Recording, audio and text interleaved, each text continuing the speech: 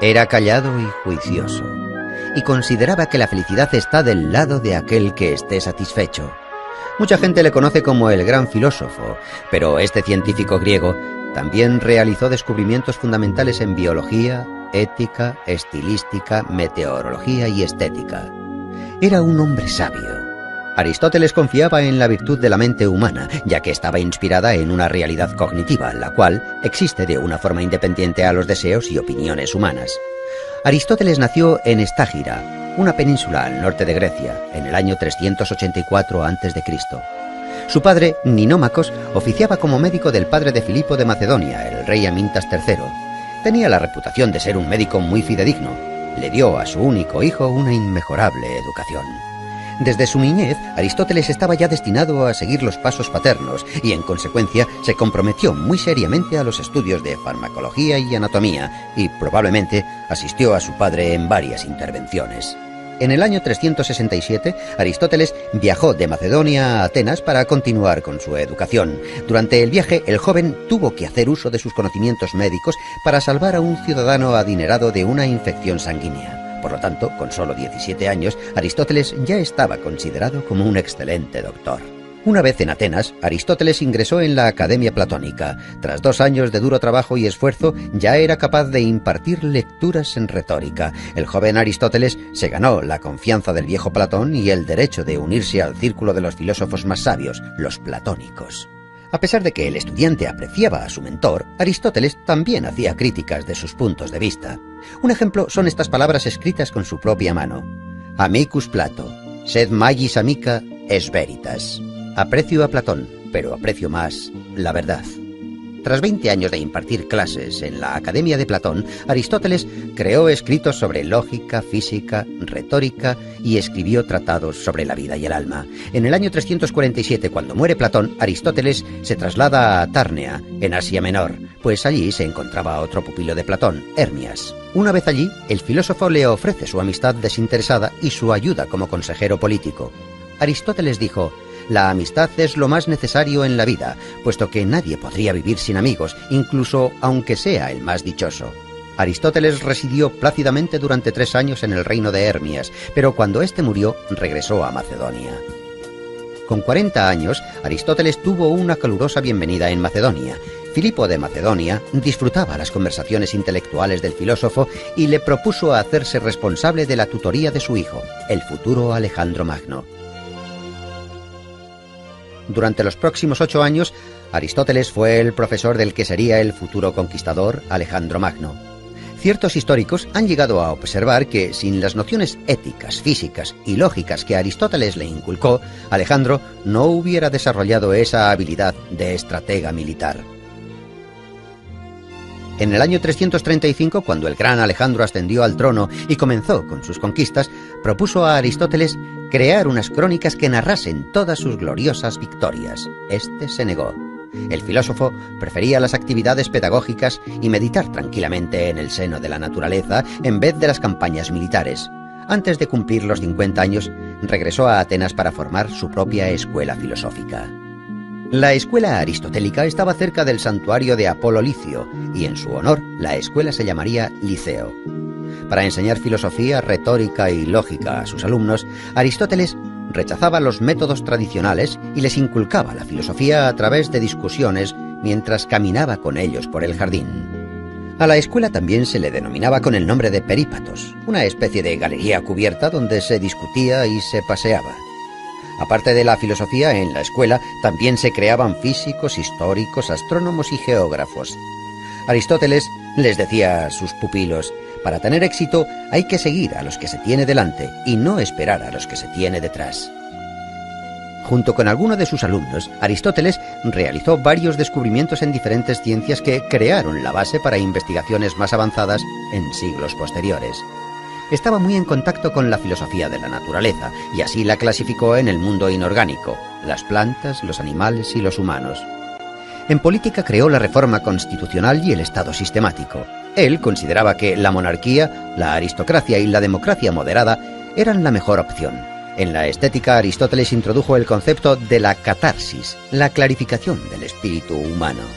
Pero en el año 323, tras la muerte de Alejandro Magno, la posición social de Aristóteles se vio en peligro. En Atenas se sostenían las órdenes de los macedonios y, en consecuencia, la ciudad se vio inmersa en una reacción antimacedónica. Cuando Aristóteles tenía 60 años, bajo el conocimiento de que Alejandro había seguido las pautas científicas de Aristóteles, los atenienses exiliaron al sabio fuera de Atenas. El gran filósofo pasó el resto de sus días en la isla de Calcis, en Eubea. Murió en el año 322 a la edad de 62 años.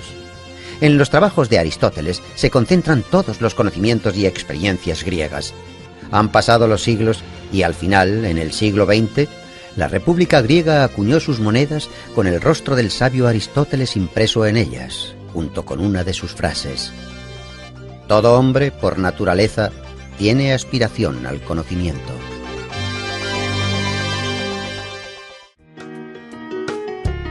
Nietzsche escribió: «Resulta significativo que sea Sócrates el primer gran heleno que fue feo, de igual manera que en él todo es simbólico. Es el padre de la lógica, la cual representa el carácter de la ciencia pura». Antes de que los jueces le condenaran a muerte, el gran filósofo Sócrates afirmó: «No debo rechazar mi filosofía mientras me quede aliento». Sócrates. El antiguo filósofo griego nació en Atenas en el año 469 a.C., en la familia del cantero Sofronisto y la comadrona Fainarate. Puesto que Sócrates era analfabeto, toda la información que se conserva de él es gracias a los trabajos de sus discípulos Platón y Jenofonte. No existe mucha información sobre los primeros años de su vida, pero se sabe que con 17 años ya llamaba la atención por la gran agudeza de sus razonamientos y su facilidad de palabra. Era de pequeña estatura, vientre prominente, ojos saltones y nariz respingona. Aspirando a concienciar a los ciudadanos sobre la perfección moral, Sócrates realizaba numerosas tertulias, en las plazas y en las calles. A la sombra de un olivo pasaba horas discutiendo sobre la justicia y la virtud. La negligencia de los quehaceres diarios llevaron a Sócrates a una extremada pobreza. Recorría las calles de Atenas descalzo y vestido con la misma túnica. Antifón, el sofista, decía que ningún esclavo querría ser tratado como él se trataba a sí mismo. Sócrates se sumergía tan profundamente en sus propios pensamientos que llegó a permanecer todo un día en el mismo sitio. Aunque con el comienzo de la guerra del Peloponeso, cuando el peligro amenazó a su ciudad natal, Sócrates luchó valientemente por la protección de Atenas. Cuando el oráculo de Delfos anunció que Sócrates era el griego más sabio, el mismo filósofo se sorprendió mucho. Interpretó el oráculo como un enigma y se aventuró a encontrar hombres más sabios que él. Acudió a los sofistas, quienes ejercían la profesión de enseñar la sabiduría. Fingiendo ser un ignorante, Sócrates preguntaba humildemente a los sabios de Atenas sus conocimientos sobre el bien, la belleza y la virtud. Después, con una agilidad irónica espléndida, les hacía notar sus propios errores. Su mérito más grande fue crear un método inductivo que le permitía llevar a sus alumnos a la solución de los problemas que se le planteaban, por medio de hábiles preguntas, cuya lógica iluminaba el entendimiento. Inspirado por cómo su madre ayudaba a traer niños al mundo, él creó el método denominado como mayéutica. Sócrates llegó a la conclusión de que realmente era el griego más sabio, por el mero hecho de que él, a diferencia de los demás, era consciente de su ignorancia. Solo sé que no sé nada. Sócrates pensaba que los dioses le habían encomendado la misión de impedir que los ciudadanos cayeran en la hibernación espiritual, y actuaba como una avispa que incordia a un caballo. De hecho, ese fue el apodo por el que le conocían, la avispa ateniense. Sócrates intentaba comprender y formular principios morales que fuesen uniformes para todo el mundo. Solo hay un bien, es el conocimiento. Solo hay un mal, es la ignorancia, decía Sócrates. Insistía en impartir una educación a los jóvenes en la que no solamente los padres, sino también los poetas y los filósofos deberían comprometerse. Los ciudadanos atenienses se quejaban de que parecía que perdían el control de sus hijos, porque el astuto filósofo les estaba arrebatando el afecto de sus niños. Aristófanes describe esta situación en su comedia Las nubes. Cuando un joven le preguntó a Sócrates si era necesario casarse, Sócrates le contestó: «Haz lo que desees, te arrepentirás de todas formas». El propio Sócrates, a la edad de 40 años, contrajo matrimonio con una joven de 19 años. Ella se llamaba Xantipa. Se la conocía por su escandaloso temperamento. No obstante, Sócrates, con pleno dominio de sí mismo, aguantaba a su insensata esposa con su calmada filosofía. Tras la larga guerra del Peloponeso, Atenas cayó en las manos de Criteas, un tirano espartano y un antiguo discípulo de Sócrates. A pesar de que Sócrates nunca había colaborado con tiranos de ninguna clase, el filósofo fue acusado por no reconocer a los dioses atenienses y por corromper a la juventud. Con 70 años, cuando se presentó ante el tribunal, el viejo filósofo probó a través de construcciones lógicas que no debería ser sometido a juicio, sino ser honrado como el benefactor de la sociedad e instructor espiritual. Los jueces se enfurecieron y fue declarado culpable de todos los cargos y condenado a muerte. Aguardando a la ejecución, Sócrates pasó su último mes de vida en la cárcel hablando de filosofía con sus compañeros, tratando temas como la inmortalidad del alma. Antes de la ejecución, su amigo Crito le había facilitado una salida para escapar de Atenas, pero Sócrates la rechazó porque creía que había que cumplir las leyes aunque fueran injustas. Cuando llegó el día, Sócrates bebió la cicuta sereno y callado. Sus últimas palabras fueron: «Crito, le debo una gallina a Asclepios». En aquellos tiempos, cuando un paciente se recuperaba, se sacrificaba una gallina a Asclepios, el dios de la medicina. Esas palabras reflejan que la muerte del cuerpo simboliza la recuperación del alma.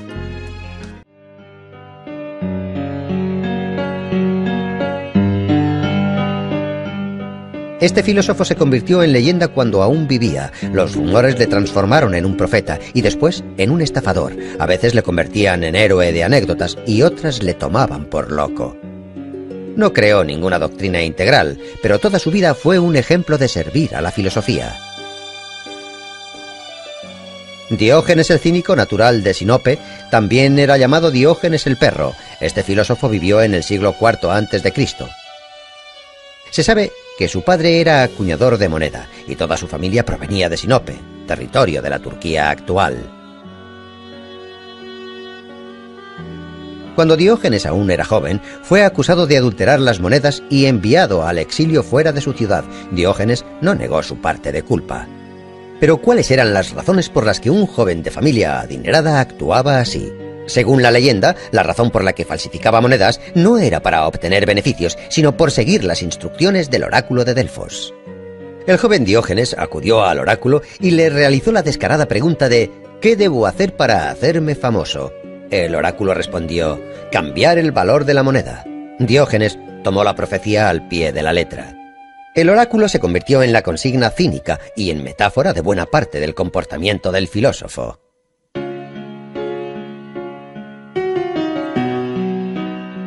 Expulsado de su Sinope natal, Diógenes viajó a Atenas, donde conoció al filósofo griego Artístenes, fundador del cinismo.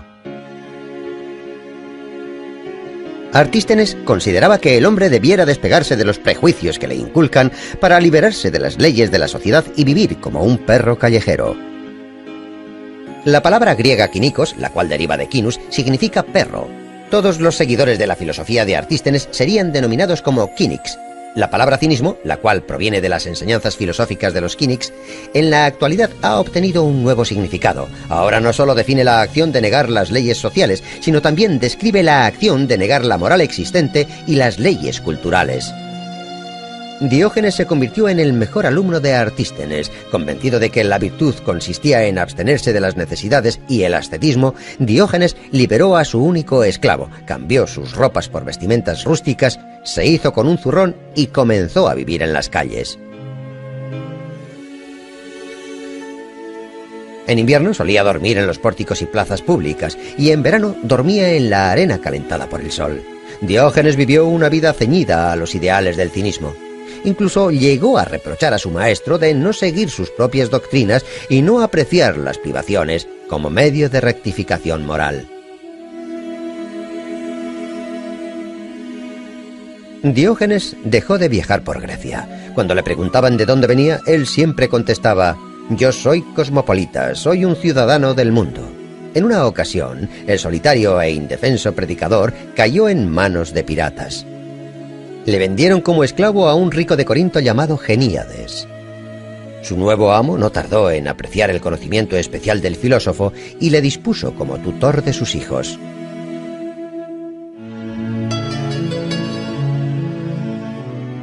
A pesar de todas las penurias que tuvo que vivir, Diógenes siempre fue fiel a su filosofía cínica. Continuó como esclavo hasta el día de su muerte, pero ya que apreciaba su libertad interior, eso nunca le hizo infeliz. Diógenes llegó al extremo de su ascetismo. En una ocasión, tras ver a un niño beber del cuenco de sus manos, destruyó el cuenco de madera que era su única posesión, además de su capa, su zurrón y su báculo. El filósofo pensaba que el hombre no necesitaba nada personal porque todo lo necesario se daba en el nacimiento. El filósofo conocido como Diógenes el perro se comportaba como un animal descarriado. Rechazaba las leyes públicas y retaba las tradiciones ya establecidas. También se cuenta que el filósofo vivía en un barril y que los días soleados caminaba con una antorcha. Cuando le preguntaban la razón de esto, él contestaba: «Estoy buscando a un hombre honesto». La gente siempre le decía: «Diógenes, ya eres demasiado mayor. Es el momento de que te calmes». Pero el filósofo contestaba: «Ya casi he terminado. Ahora es el momento de correr, no de pararse». Su peculiar estilo de vida, su extrema agudeza y su irresistible energía hicieron del filósofo una leyenda de la antigua Grecia. De las muchas anécdotas de Diógenes, hay una que cuenta que Alejandro Magno en persona acudió a ver al filósofo. Alejandro Magno encontró al filósofo descansando en un ciprés cerca de Corinto. El omnipotente Alejandro se dirigió a Diógenes diciendo: «Puedes pedirme todo lo que desees». Entonces, la lengua afilada de Diógenes respondió: «Deseo que te apartes, me estás tapando el sol». Las crónicas históricas afirman que el filósofo vivió hasta una avanzada edad. La profecía del oráculo de Delfos se cumplió. La vida del filósofo desafió las bases de la sociedad y cuestionar las morales públicas le convirtió en toda una leyenda. El filósofo cínico de Sinope se convirtió en el símbolo de la libertad y la felicidad. Incluso el omnipotente Alejandro Magno, estando al filo de la muerte, dijo: «Si no fuera Alejandro, hubiera querido ser Diógenes».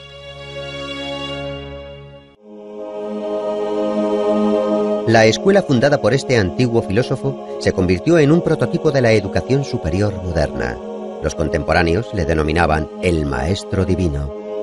En sus obras se habla de una sociedad ideal y una inmortalidad del alma. El antiguo pensador griego Platón decía que el tiempo es una constancia similar a la eternidad. Nació en el año 427 a.C. en una familia aristocrática ateniense. Por descendencia paterna, Platón pertenecía a los zares de Ática. Por parte materna, el sabio descendía del conocido legislador ateniense Solón. Su nombre de nacimiento fue Aristócles. El joven Aristócles era de constitución fuerte y de hombros anchos. Por ello, le apodaron Platón, el de los hombros anchos. Su apodo se conocería a lo largo de la historia.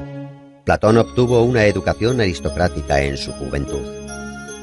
Escribió versos y tragedias, estudió las obras de filósofos de épocas pasadas y además componía música y también dibujaba. Era un excelente gimnasta.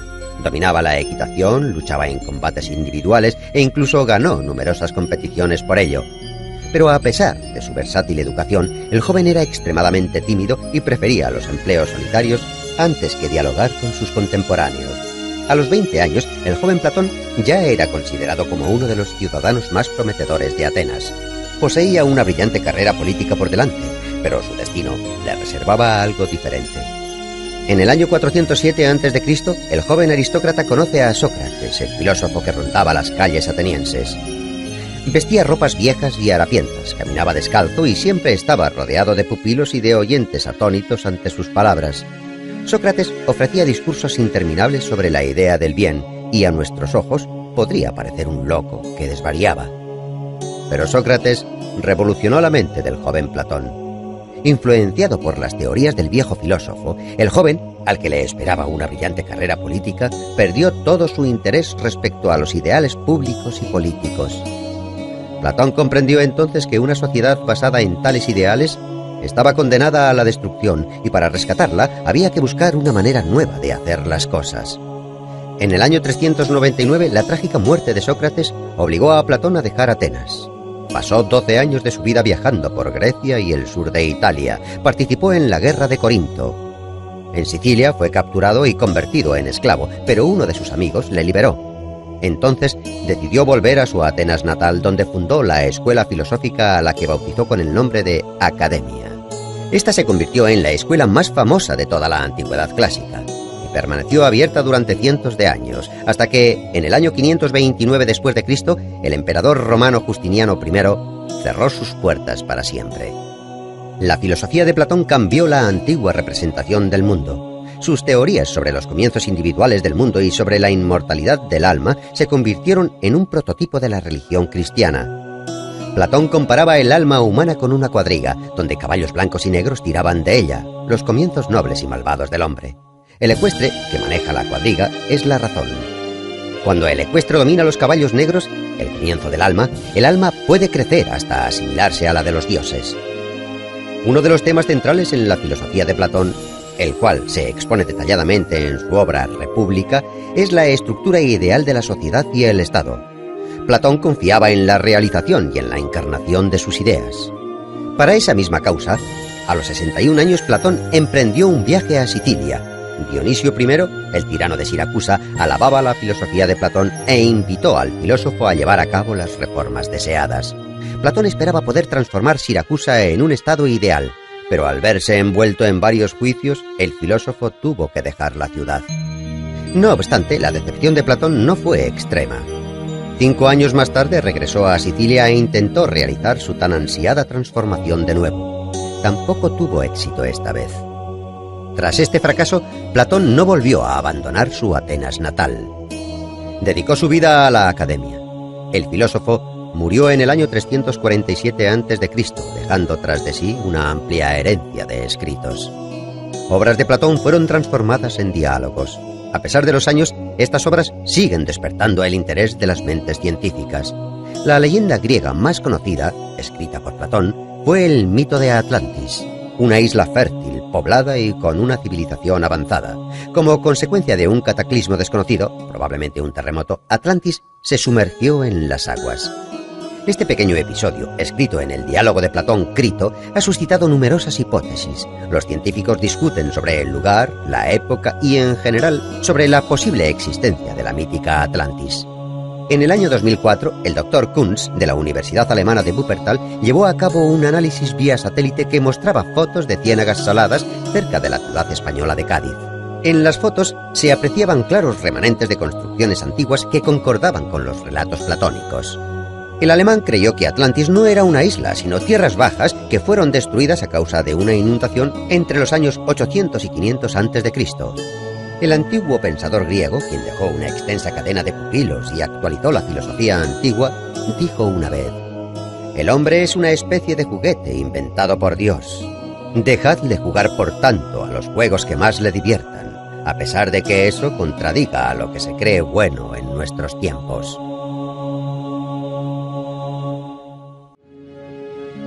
Hoy en día sus tragedias tienen el mismo éxito que en el siglo V a.C., aunque en su época sus obras provocaban el enfado de los espectadores y los competidores poéticos. ¿Cómo se atreve ese insolente poeta a alterar las tradiciones más fundamentales? Puede que esta sea la razón por la cual los historiadores que trabajaron en la biografía del poeta lo hicieran de tal forma que tantos siglos después es complicado diferenciar entre los datos falsos y los verdaderos que rodean la vida del dramaturgo. Una cosa está clara: a pesar de todo el peso de las innumerables críticas, Eurípides está reconocido como uno de los mejores poetas trágicos griegos. Los antiguos historiadores adoraban encontrar vínculos extraordinarios en los acontecimientos históricos. Solían afirmar que Eurípides nació el día de la gran victoria de los griegos sobre los persas en una isla cercana a Salamina. Por ello, el autor estaba destinado a alcanzar la gloria. Existen otras teorías que apuntan que el dramaturgo nació unos años más tarde, en el 484 a.C., y que el hecho de que se convirtiese en uno de los mejores autores de su época fue por méritos propios. Los poetas atenienses y contemporáneos de Eurípides no tenían por costumbre elogiar los poemas de otros. En esa época las críticas se reducían a banales comentarios. En el campo de las batallas literarias, los enemigos de Eurípides le atribuían sangre humilde y defectos físicos y mentales. Cuenta una leyenda que el autor sentía un odio inmenso por las artes y por las mujeres. Pero un siglo más tarde, Aristóteles afirmó que Eurípides era el mejor poeta trágico de todos sus contemporáneos. 5 siglos más tarde, Eurípides fue nombrado el pensador que prefería la soledad de la orilla del mar antes que las concurridas calles de la ciudad. Los visitantes que acuden a Salamina aún pueden contemplar las cuevas donde Eurípides componía sus tragedias.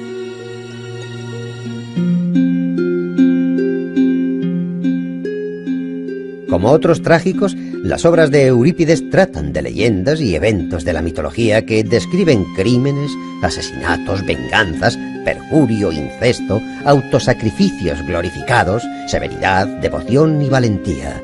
Eurípides usaba los mitos de forma inteligente. Fue el primer poeta griego en mostrar a la gente tal y como era en su vida real, con sus defectos y sus conflictos. Los héroes de las obras de Eurípides eran personas comunes con sus debilidades y sus grandezas. En la tragedia Ifigenia en Táuride, la hija de Únzar, habiendo superado el miedo a morir, algo natural en todo ser humano, sacrifica su vida deliberadamente por el bienestar de su pueblo. Otra heroína, Fedra, elige la muerte con el objetivo de limpiar su nombre, y en su última carta calumnia a su hijo adoptivo. En el año 455 a.C., Eurípides participó por primera vez en el concurso anual de dramaturgos. Durante más de medio siglo fue el competidor más duro del conocido Sófocles. Escribió alrededor de 100 tragedias, aunque solo consiguió hacerse con 4 victorias y la quinta se la otorgaron después de su muerte. Solo han llegado 18 escritos del autor hasta nuestros días. En tragedias como Medea, Hécuba y Andrómaca, el autor habla de problemas que eran objeto de especulación en Atenas en el siglo V a.C., temas como el papel de los dioses en el destino de un hombre, la racionalidad del mundo, Esparta como el enemigo de Atenas en la guerra del Peloponeso, etc. Al igual que Sófocles, su competidor más renombrado, Eurípides, utilizaba la mitología en sus escenarios. De hecho, los antiguos mitos eran su herramienta favorita para crear las tragedias. Los predecesores del dramaturgo eran expertos en volver a relatar los ya famosos argumentos. Eurípides fue el primero en desviarse de estas tradiciones y, con perspicacia, intentar sumirse en el mundo interior de los héroes y de sus sentimientos. En la tragedia Alcestis, por ejemplo, Eurípides utiliza la famosa historia mitológica sobre 2 hermanos que deciden vengarse de su madre. Pero al contrario que en el mito, la Alcestis de Eurípides no es la salvadora de su hermano. Lo verdaderamente importante para el dramaturgo era intentar descubrir los sentimientos de esos niños que osaron tener el coraje de pegar a su propia madre. Esta aproximación de Eurípides hacia los mitos desencadenó sentimientos contradictorios. Por una parte, existía una empatía sincera y por otra, una indignación noble. Pero era una blasfemia. Eurípides tuvo la osadía de cambiar una historia que todo el mundo conocía desde su niñez, y los atenienses, como todos los humanos que les vivieron antes y después de ellos, desconfiaban en todo aquello que era nuevo y diferente. Puede que este fuera el motivo por el que Eurípides fuera un incomprendido en su época. Es posible que esa fuese la razón de que abandonara Atenas en el año 408 a.C. para pasar el resto de sus días en Macedonia y trabajar en la corte de Arquelao como poeta y escritor. Allí, en Macedonia, entre los años 407 y 406 a.C., Eurípides falleció en las líneas de una triste primavera que podrían formar un epitafio.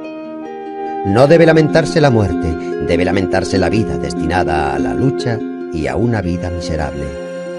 Desde los tiempos antiguos solo nos han llegado unas pocas imágenes del dramaturgo, pero visualmente demuestran que durante toda su vida Este hombre melancólico inclinaba su cabeza pensativo agradeciendo los reconocimientos, pero sin comprender los injustos y constantes ataques. Antes de que se implicase en el estudio de las ciencias, la historia parecía un mito. Su propia vida parece una leyenda. Patriota griego y un entusiasta de los viajes, fue el fundador de la etnografía. Fue escritor y científico, fue el padre de la historia. Heródoto de Halicarnaso dejó constancia de un ecúmeno, desde la civilización europea hasta lo que nosotros entendemos como civilización más moderna.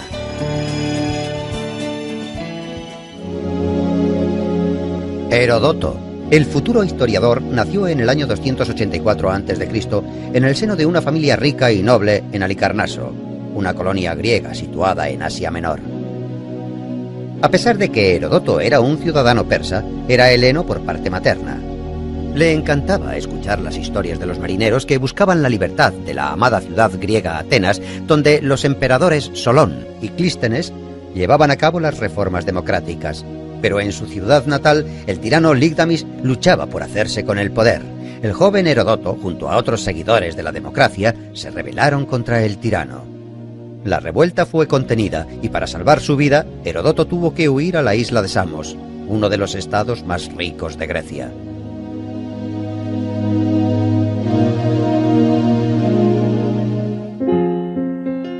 En el año 464 a.C., cuando Heródoto cumplió los 20 años, dejó la isla griega para viajar de país en país y dirigirse al este. Viajó por tierra y mar y visitó lugares como Fenicia, Siria, Macedonia, Delfos y Atenas. Heródoto de Halicarnaso resultó ser un viajero inquisitivo y emprendedor. Investigó cuidadosamente las inscripciones sagradas, los templos, las crónicas, la colección de oráculos y profecías, leyó numerosos trabajos literarios y estudió las costumbres locales. Más tarde, con diligencia, escribió todas sus observaciones personales en un libro que se convertiría en la famosa Historiae, el primer libro histórico de los tiempos antiguos. En el libro, Heródoto describía la distribución de la población de Babilonia y el método de construcción de sus edificios. El sociable ciudadano Heródoto también viajó a Egipto y allí aprendió de los sacerdotes locales que en la pirámide de Keops constaba por escrito la cantidad de rábanos, cebollas y ajos que habían comido los esclavos mientras construían la pirámide. Heródoto visitó la costa norte del Mar Negro, donde se relacionó con la tribu de los escita, que eran personas bélicas y crueles. Acorde con los relatos de Heródoto, los escita se bebían la sangre de sus enemigos y para ello utilizaban sus cráneos. Además, ostentaban los cueros cabelludos como trofeos o botines de guerra. Las descripciones sobre la vida de los escita que Heródoto escribió fueron más tarde verificadas por investigaciones arqueológicas que encontraron restos sepulcrales de la tribu en el sur de Rusia y en Ucrania. Las anotaciones de los 10 años que Heródoto de Halicarnaso había recopilado durante sus viajes se convirtió en una grandiosa obra que nunca fue titulada. No obstante, muchos historiadores creen que la obra fue titulada Historiae, que significaba investigación y desarrollo en el griego antiguo. 330 años después, en el siglo II a.C., científicos de Alejandría dividieron la composición de Heródoto en 9 tomos y los dedicaron a las 9 musas. El primer libro, por ejemplo, fue titulado Clío. La guerra de los griegos contra el imperio persa era el principal argumento de esta gran obra. Heródoto fue contemporáneo de estos sucesos. El historiador admiraba el coraje de los griegos y quería narrar para futuras generaciones las batallas que los griegos y persas soportaron durante 50 años. Más de la mitad de la obra se refiere a los antecedentes de las guerras médicas y el resto a la propia contienda. Fue una de las primeras obras escritas en prosa griega que muestra digresiones históricas, etnográficas y geográficas, así como las tradiciones, las religiones y la vida en Asia Menor. En el año 443 a.C., cuando la guerra entre griegos y persas llegó a su fin, Heródoto viajó al sur de Italia con el fin de encontrar una colonia llamada Turios. Finalmente, a la edad de 40 años, a Heródoto se le llamaba Turio, por haber ayudado a fundar esta colonia. Los investigadores opinan que este lugar fue su último cobijo. Pero no se puede excluir la posibilidad de que al final de su vida Heródoto dejase Turio para volver a Atenas. No se conoce demasiado sobre los últimos años del historiador.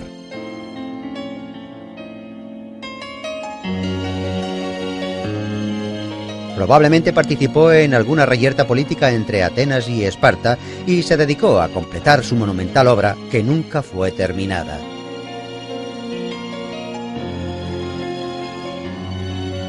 Los relatos de Historiae se detienen en el año 478, en la descripción de una cercana aldea llamada Sesta.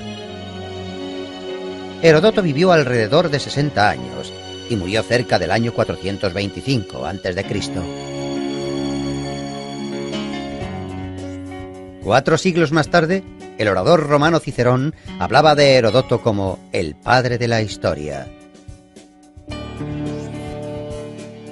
Para los historiadores actuales, el espléndido escrito de Heródoto es una fuente de oro para obtener información sobre la historia de los países antiguos.